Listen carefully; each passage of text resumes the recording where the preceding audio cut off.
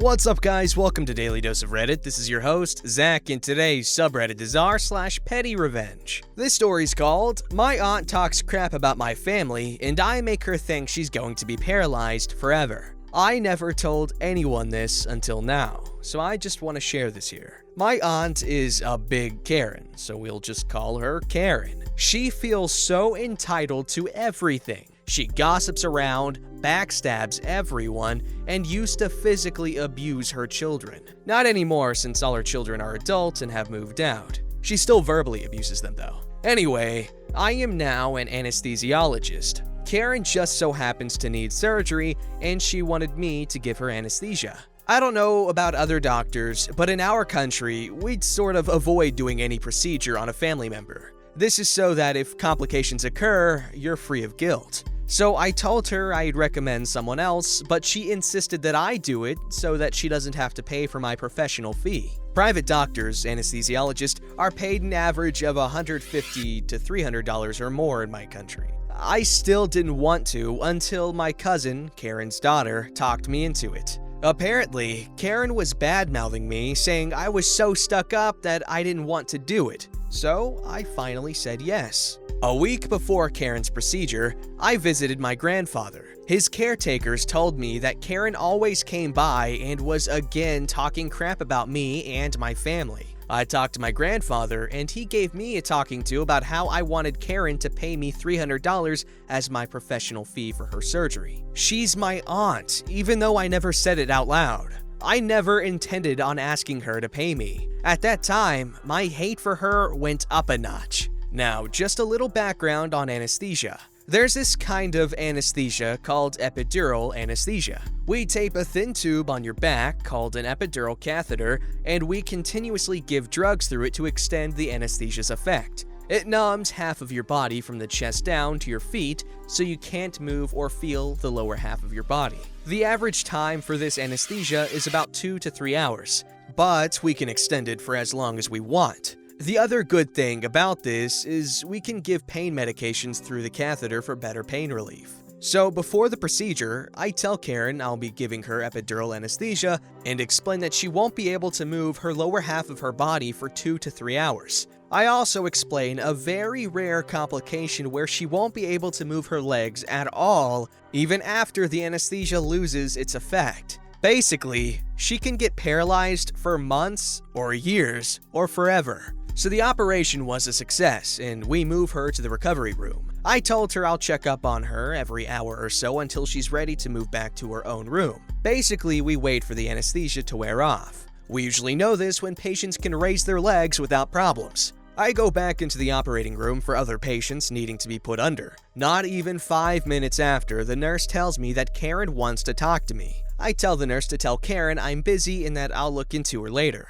Nurse comes back saying Karen was being a Karen, yelling that I was her niece and that I had the responsibility to see her this instant. At first, I wanted to make her wait, but the nurse told me that other patients in the recovery room were complaining. I looked for someone to take over for me at the operating room and went to see Karen. She wanted to go back to her room. I told her she can go back once she's able to raise her legs, which will be about 1 to 2 hours more. And I tell her I'm doing another operation, so she'll have to wait for me to see her next time. I'm not gone for 10 minutes, and again, Karen was yelling for me. I see her and say the same thing. This happens again, and I get fed up and decide to screw with her a bit. The nurse is also irritated, so I tell the nurse my plan. Basically, so the nurse won't rat me out to my superiors. I had Karen move to the corner of the room to give her more privacy, but mostly to separate her from other patients. After an hour, I go back to Karen and tell her I'm giving her pain medications through the catheter, but I was actually giving her another dose of anesthesia so she won't be able to move her legs for another 2 hours. I do this a number of times, so she's at the recovery room for 8 hours now.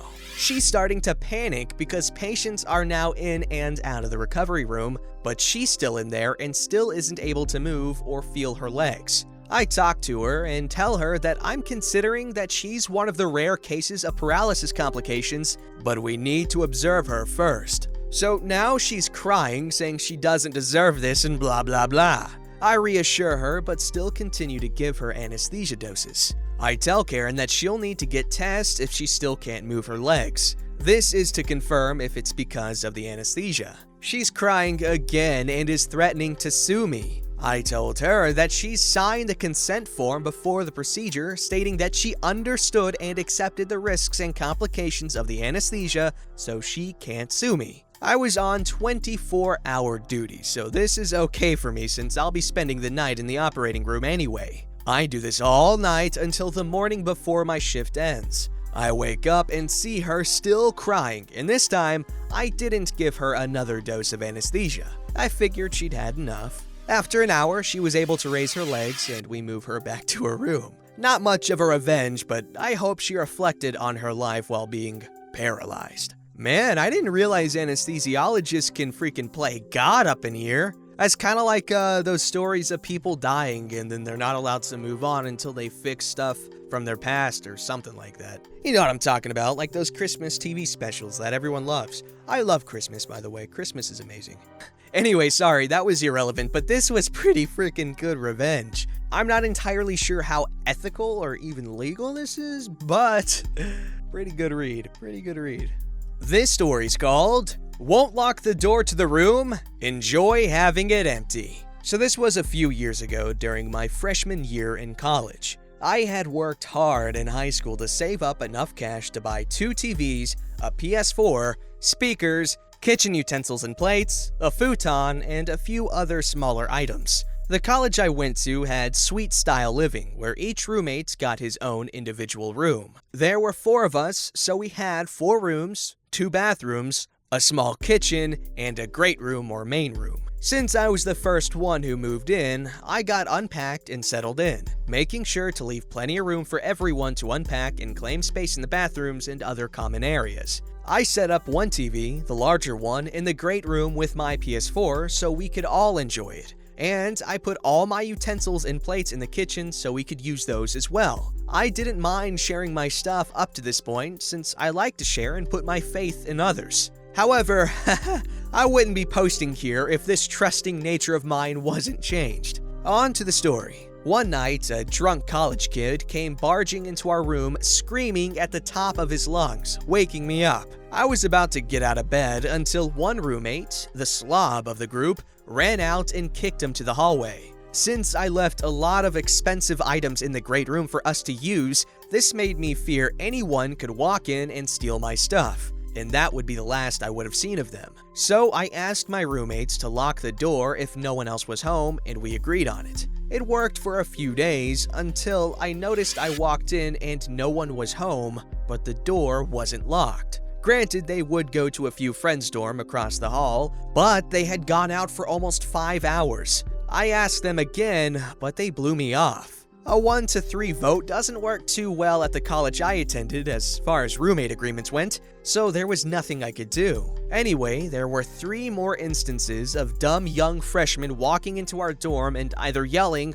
or passing out on our couch with just the TV on and nothing on it. The straw that broke the camel's back was when I noticed my dishes I was sharing were in the trash, along with some stainless steel utensils. As I looked around, I also saw one of the 4 controllers I had was smashed and under the couch, and my remote was totally lost. Never knew what happened to it after all these years. I finally asked them once more to lock the door and tried to respect my things I shared with them, but they blew me off and said, "It's not like you use them. It's basically ours anyway." With this, I got petty, and I mean petty.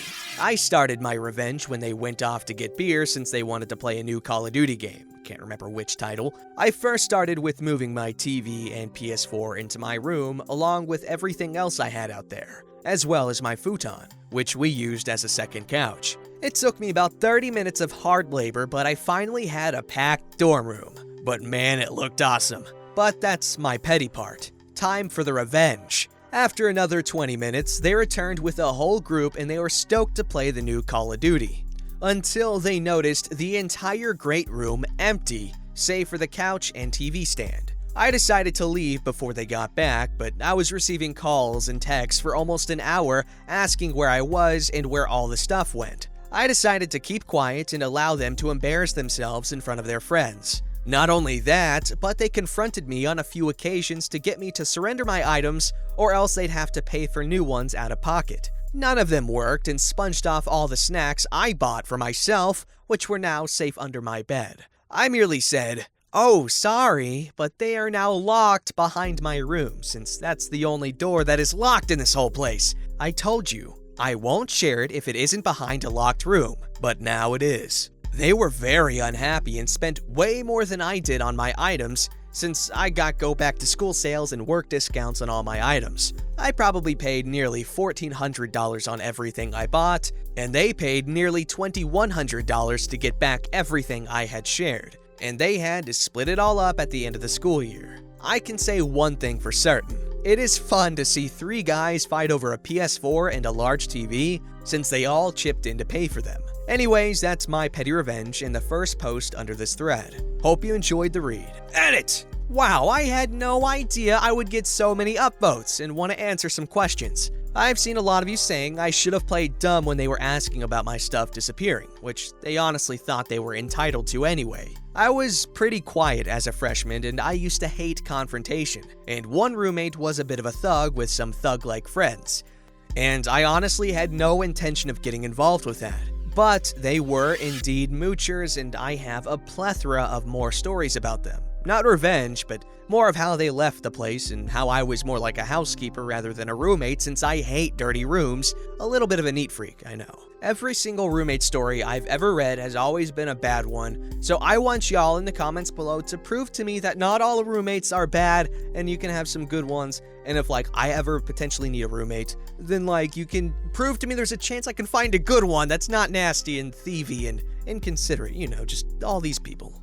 This story's called, Maybe the Customer Is Always Right. I found this sub because of my boy r/Hi Hugo! So I think this belongs here. I used to work at a place that sold burgers and ice cream. I quit because the manager had a favoritism problem, but that's a different story. I was a cook, and our restaurant was unique in the fact that the kitchen was openly visible to the customers, as we had a big counter that we called out people's orders and delivered food at. This was a magnet for entitled people. Let's just say no one came back to the counter to compliment the food. People would complain about the food to my face often. One day, after a couple of months of starting work, an older couple came in and ordered a single order of small cheese curds. Technically, we were supposed to level off a small measuring cup of curds before cooking them, but I found the small cup for curds way too small, so I usually just eyeballed it. I saw this couple had only ordered a small to split between the two of them, so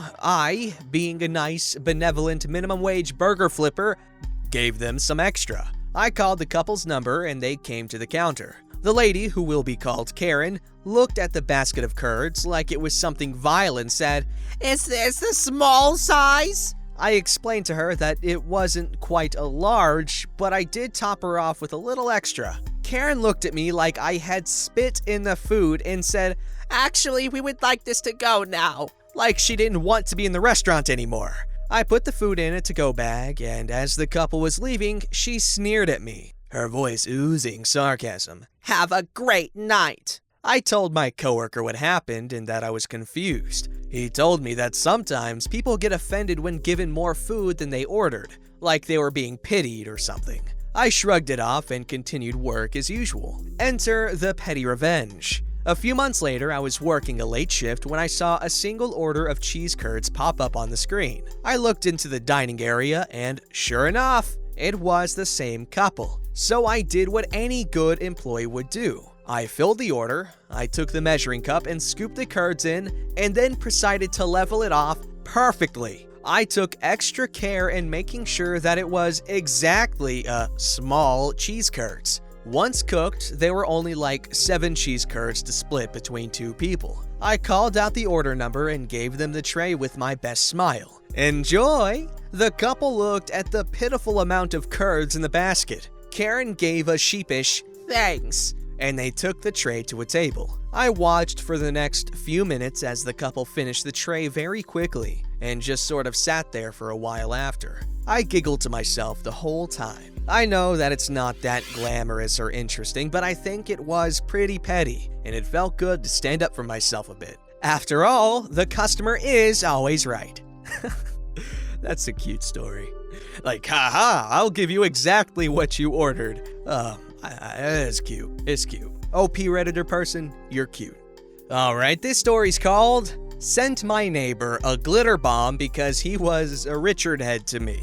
I teach kids online, so naturally I have to be on the phone or video chatting with them. I'm working one day and my neighbor decides to start blasting music and I instantly can't hear my student anymore. So I go outside to ask him to turn it down. He has a speaker on his front step just cranked all the way up. Here's how the exchange went. Excuse me, can you turn down your music? I'm on the phone with a student and your music is a little loud. Him, surly, right off the bat. So, I'm on the phone. I can't hear my student. So, I'm trying to do my job. I'm working. So can you please turn your music down? Yeah, I'm freaking doing it. Get back to your house. He was confrontational and angry from the second I started talking and clearly had no intention of turning it down, so I just walked away, and as I'm walking away, he was like, "You want to do it like that? I'll freaking do it like that." I was just so baffled that this guy would be such a butthole for literally no reason immediately. I'm trying to do my goddamn job and he hurt my feelings, so screw that guy. I mailed him a homemade glitter bomb. I folded it up and glued the edges so he'll have to pull it open and the glitter will explode everywhere. And they posted a picture of it, and it says, suck my balls. Don't forget to like, subscribe, and hit that bell to never miss an episode.